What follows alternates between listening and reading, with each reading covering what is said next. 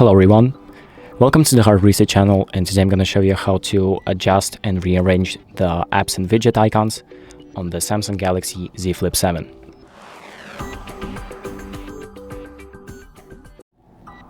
So if you want to rearrange these icons that are on the screen, on the home screen, what you want to do is just select one of the icons and hold it and just start dragging it like this.